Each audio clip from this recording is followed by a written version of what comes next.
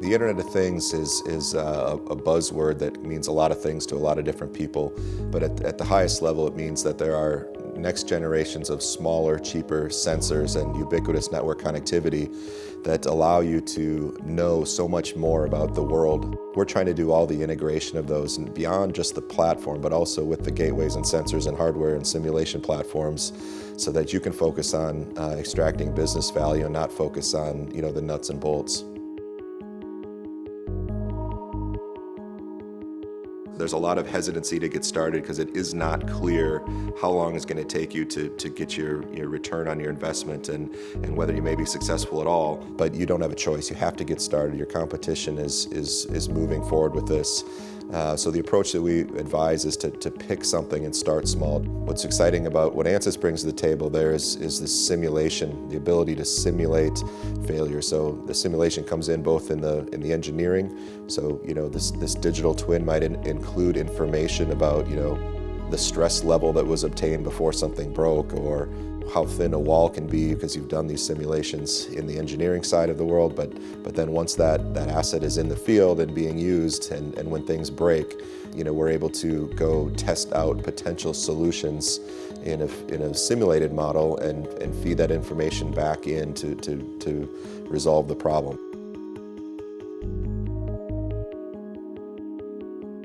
Let's say you've got an alert goes off in a factory and there's a relatively junior technician that is called out of bed to go fix this thing, and he doesn't necessarily know the history of the pump or the piece of equipment.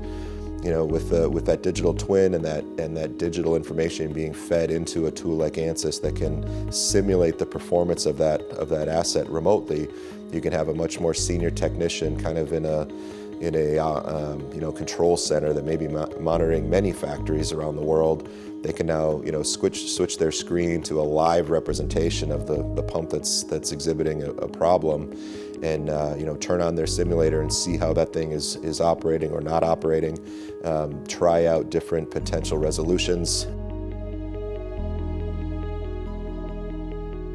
We can do anomaly detection very quickly that doesn't require any historical data. So if you've got a sensor that's giving you, thousands of reads per second, the algorithm listens to that data and within seconds can figure out what normal looks like.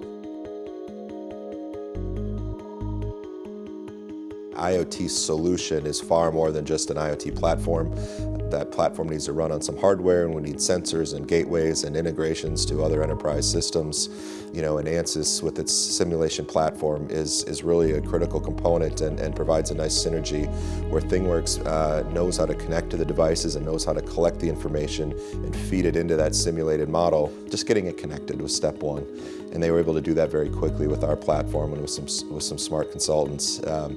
Turns out then that enabled the doctors to remotely monitor their patients and change the prescription for this thing on the fly, which saves them time, saves their patients time into the office and out, and maybe even solving some potentially dangerous situations.